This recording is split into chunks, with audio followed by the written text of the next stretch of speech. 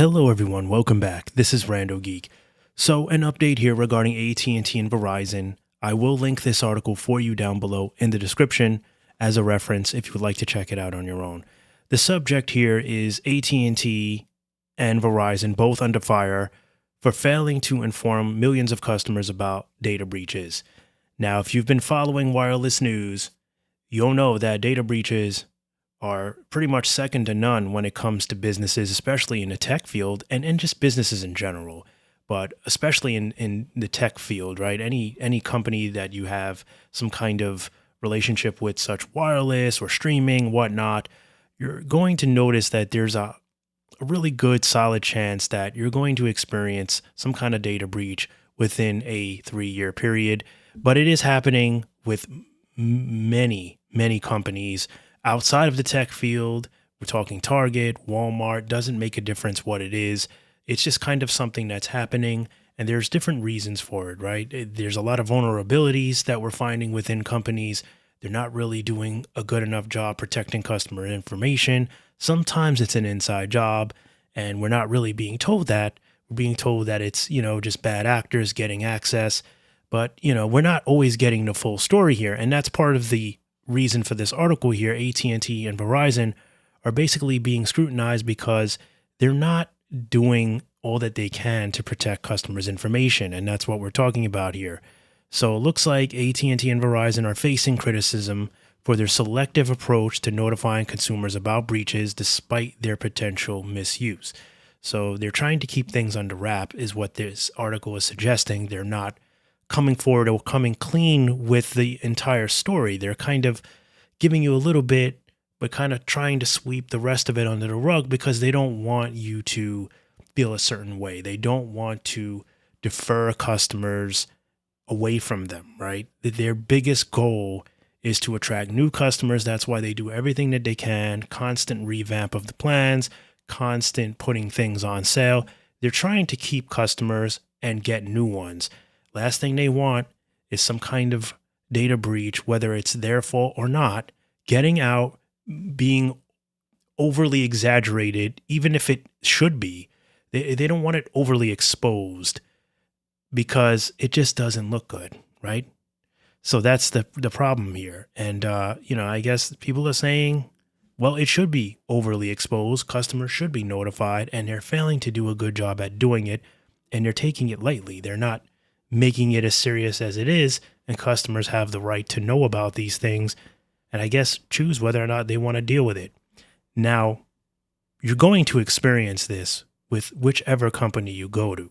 It's going to happen with T-Mobile. It's going to happen with AT&T. It's going to happen with Verizon. It could even happen with smaller MVNO companies if they get big enough, or even if they're not getting really big enough. If there's someone inside the company that wants to create some kind of problem and has access to this sensitive information, it could happen. And that's kind of a waiver we sign when we do business online. We're dealing with the possibility of having our information leaked. The biggest problem here is not that these things happen from time to time. It seems they happen more often than they should. And there's not really any resolutions because the same companies keep having the same problems. So this is the problem here. So in a recent report by NBC News, they're making the rounds and has stirred quite a discussion, they're saying, regarding the lack of transparency and corporate responsibility when it comes to informing consumers of a breach and advising them about the potential risk involved. Two of the companies reportedly most affected by the hacking are AT&T and Verizon, they're saying, which have been facing immense backlash for their selective approach to notifying customers about the breach. I'm going to throw T-Mobile in there. T-Mobile is not a part of this article, but it should be because they've had more than their fair share of data breaches. I think all three carriers need to be singled out on this. Not just AT&T, not even Verizon, and not just T-Mobile. Again, all three carriers and all companies that go through this and haven't really done enough to adjust the situation and try to do a better job at protecting customer information. All right, so moving on, it is said both companies only limited the notification to customers who had their calls and texts directly intercepted, they're saying. Given the sensitivity of the information, withholding it from 1 million customers did not sit well as questions are being raised not only about data protection, but also the transparency of these telecom companies as the tech community pushes for a more comprehensive alerting system and accountability. So it looks like the Salt Typhoon hacking group is said to have accused the metadata of more than 1 million consumers. The sensitive data included messages, phone calls, phone numbers, and primarily involved customers based in Washington, D.C. While companies are actively working on mitigating the impact of the breach, the fact that quite a few individuals are unaware of the compromised data is alarming. Privacy advocates are also raised concerns regarding the FBI and other regulations not pushing AT&T and Verizon to notify customers about the hacking incident and the compromised data. All right, so yeah, I mean, that's the big thing here, right? Is they're trying to keep it on a down low. We know it's anything but. And yes, it looks like, as far as we know, it's mostly just phone numbers and text messages, but these things can be very important. What if some of these text messages have sensitive information, like date of births, socials? It happens. Credit card numbers, it could be pictures of a credit card, front and back. And then someone gets a hold of that and they can now use it. And you can say, well, you shouldn't really be doing that. No, you shouldn't. You got to be careful, right? Because you got to think about these things. But that doesn't make it plausible for these companies to go ahead and, have a data breach and, well, it's on you because you were using your phone. I mean, the whole point of a smart device is to use it.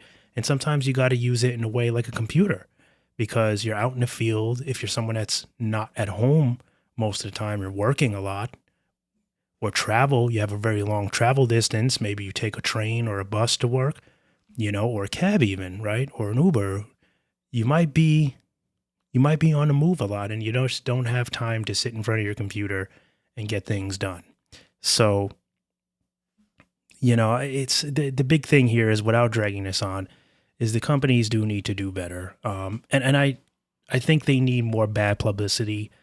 All these companies, it's not just wireless, it's streaming services, it's shopping, it doesn't matter what it is.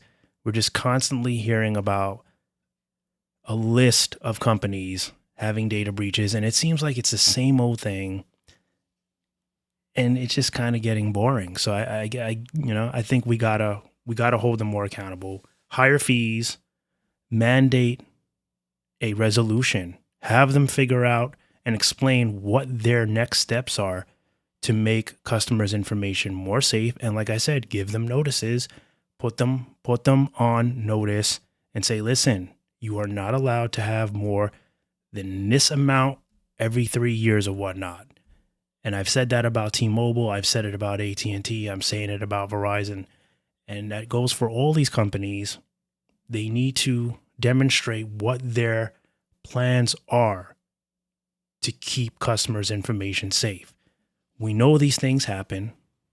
It's understandable from time to time if something goes wrong, especially if it's, an inside job where an employee decides to sabotage the company. It can happen. You can't micromanage every single thing. I get it. But there should be more difficult steps involved when you've been a victim of identity theft and data breaches as much as these companies are, right? You got to increase the level and make it tighter. If you have one manager approve something, well, maybe you need to make 2. And as annoying it is, you may need to make 3.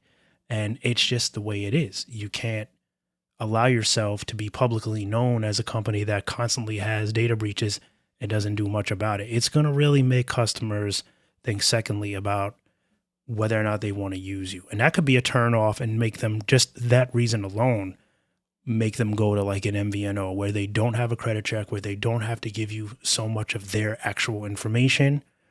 That's a good enough reason for many to leave the postpaid side of things to avoid this. And there's many customers that are very nervous about giving information from the get-go.